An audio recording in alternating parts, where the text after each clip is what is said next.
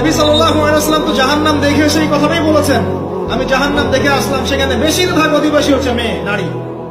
কি কারণ?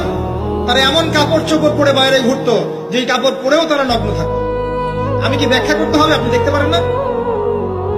এবং তারা স্বামীর সাথে কুফরি করত। সারা জীবন স্বামী যদি তাদের ভরণ পোষণ দেয়, ভালোবাসে, মহব্বত করে, তাদের জন্য জীবনটা ক্ষয় করে ফেলে, এক পর্যায়ে গিয়ে বলবে সারাটা জীবন তোমার কাছে কিছুই পাইলাম না।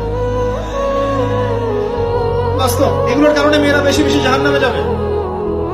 এবং তারা মানুষ মারা গেলে মাতম করে, বুক পিঠ চাপড়ায়, এই কারণে যাবে। এবং তর্ক লাগলে অভিশাপ দেয় বেশি, এই কারণে যাবে। আল্লাহ পাক আমাদের মা বোনদেরকে হেফাজত করুন। তবে একটা হাদিস আছে সুসংবাদের।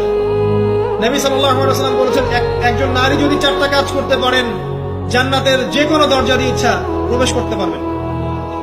1 নাম্বার 5 ওয়াক্ত নামাজ, 2 নাম্বার রমজান মাসের সওম,